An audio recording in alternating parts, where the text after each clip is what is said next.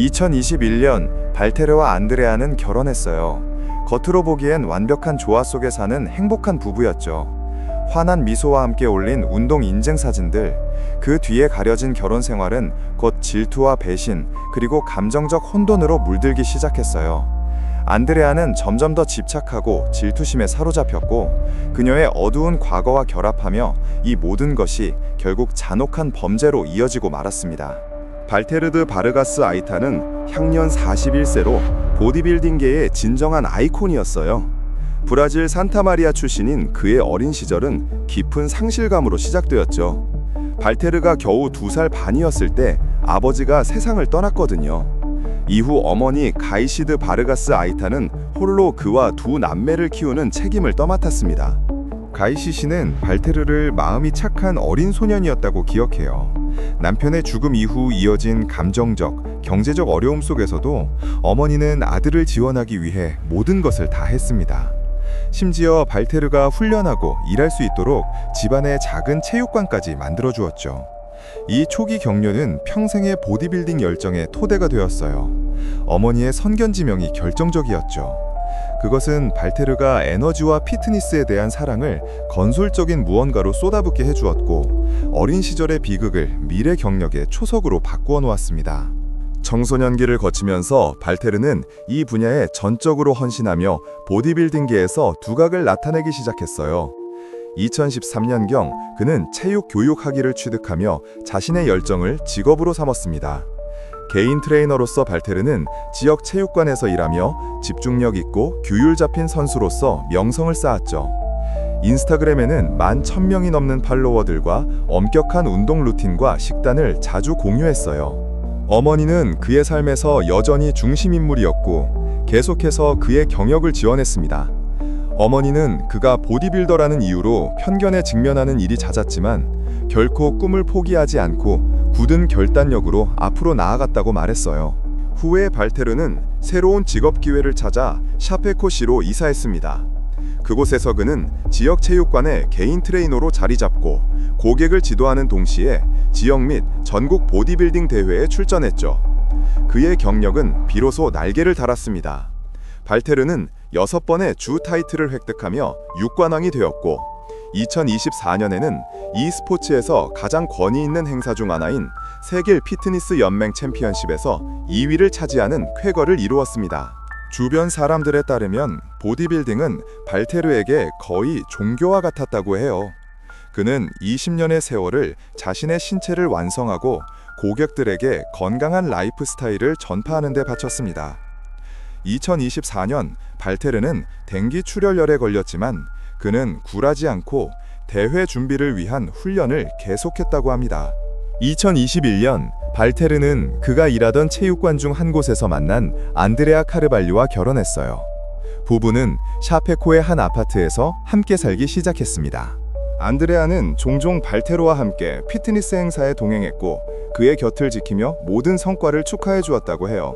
하지만 그녀가 샤페코에 오기 전 어디에서 살았는지, 출생일이나 가족 배경에 대한 신뢰할 만한 출처는 전혀 없었습니다. 알려진 사실은 단 하나입니다. 안드레아에게는 어두운 과거가 있었다는 것이죠. 2019년 4월 안드레아는 치명적인 강도 살인 미수에 가담했습니다. 이 범죄는 한 교도소 수감자가 계획했고 안드레아가 바깥에서 계획을 실행하도록 배정되었던 겁니다. 당시 그녀는 범행을 완수하지 못하고 경찰에 체포되었어요. 2021년 1월 그녀는 1심에서 유죄 판결을 받고 이 범죄로 인해 징역 18년 8개월을 선고받았죠. 이후 변호인의 항소로 2023년 10월 형량이 15년으로 줄어들었습니다. 그러나 그해 11월 최종 체포영장이 발부되었을 때 안드레아는 이미 도주한 상태였습니다. 그녀는 지명 수배자가 된 겁니다. 그녀는 가짜 문서를 이용해 다른 주로 도피했고 새로운 삶을 시작했습니다. 조용히 지내며 눈에 띄지 않으려고 했어요. 주변의 모든 사람에게 그녀는 완벽하게 평범해 보였죠. 아무도 그녀가 도주 중인 유죄 판결을 받은 범죄자라고 의심하지 못했습니다. 처음 발테르와 안드레아의 관계는 조화로워 보였습니다. 안드레아는 종종 소셜미디어에 사랑을 맹세하는 부부 사진을 올렸고 겉으로 보기엔 깊이 사랑하는 것처럼 보였어요. 하지만 2025년 3월부터 부부는 갈등을 겪기 시작했습니다. 안드레아가 집착적인 질투와 불륜 의심을 표출하면서였죠. 친구들은 그녀가 발테르를 바람피운다고 비난했고 심지어 그를 죽이고 싶다는 소망까지 표현했다고 진술했습니다. 안드레아는 끊임없이 남편을 감시하기 시작했어요. 남편이 모르게 보려고 침실벽에 구멍을 뚫는 극단적인 행동까지 서슴지 않았습니다. 또한 발테르가 잠든 모습을 촬영했고 그 영상과 함께 "너는 대가를 치르게 될 거야" 라는 문구와 칼 이모티콘이 포함된 협박 메시지를 알 수 없는 번호로 남편 휴대전화에 보냈어요. 안드레아는 감정적 불안정과 불륜 의혹에 대한 복수심을 인공지능과의 대화에서 토로하기도 했죠. 게다가 부부는 안드레아의 종교적 관행에 대해서도 불화를 겪었어요. 발테르는 그녀가 영적 의식에 참여하는 것을 싫어했습니다. 안드레아가 아프리카계 브라질 종교를 따랐고 교차로에서 제물을 바치는 행위를 발테르가 용납하지 못했다는 소문이 있었어요. 발테르는 메시지를 통해 아내에게 공격당할 위험을 경고하기도 했습니다. 하지만 이 모든 경고에도 불구하고 그는 관계를 계속 유지했어요.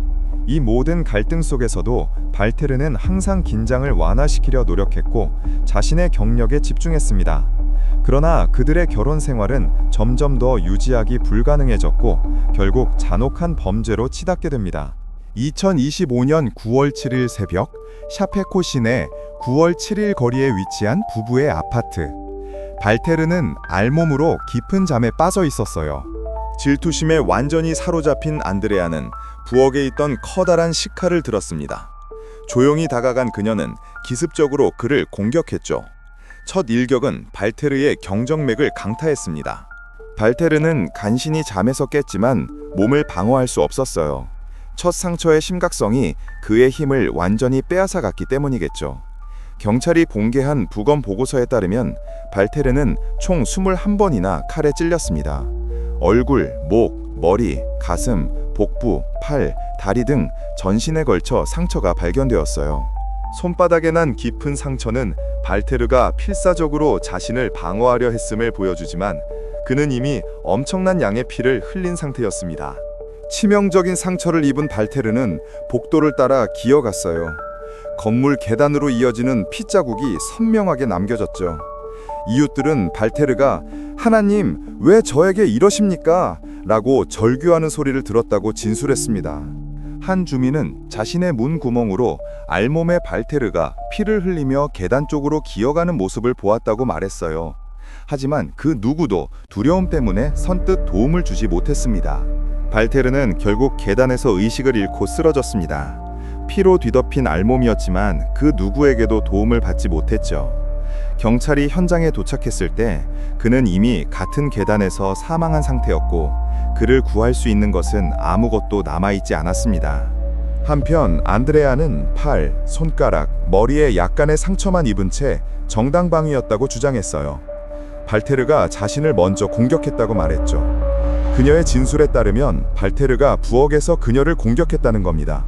하지만 경찰은 부엌에서 피 한 방울도 발견되지 않았다는 사실을 알아챘습니다. 그녀의 이야기는 이치에 맞지 않았죠. 경찰은 아파트 침실 중 한 곳에서 엄청난 양의 혈흔을 발견했습니다. 공격이 실제로 침실에서 일어났다고 결론 내렸어요. 범행에 사용된 부엌칼은 아파트 안에서 발견되었죠. 경찰은 또한 여러 가구들이 옮겨져 있고 피 묻은 자국이 있는 것을 보아 몸싸움이 있었음을 시사한다고 보았습니다. 그리고 안드레아의 상처들은 표면적이었고 자신을 방어했다기보다는 칼을 다루는 과정에서 생길 수 있는 상처와 일치한다는 점에 주목했습니다.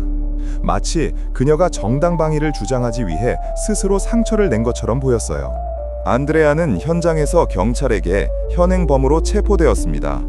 이후 중상을 입은 척 병원에 입원했지만 9월 10일 구치소로 이감되었죠.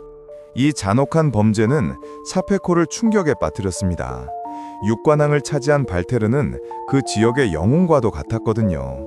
일부 체육관에서는 추모의 의미로 수업을 중단했다는 보도까지 있었어요.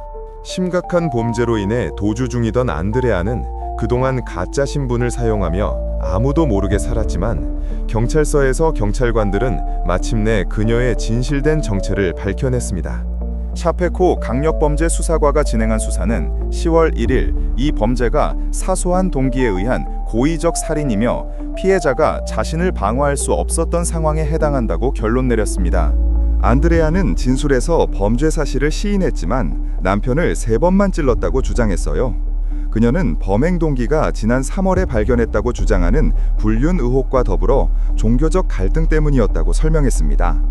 발테르와의 의견 불일치에는 그녀의 종교적 관행이 포함되어 있었고, 발테르가 그녀의 영적 생활의 일부인 영적 제물 바치는 행위를 싫어하고 받아들이지 않았다고 진술했죠.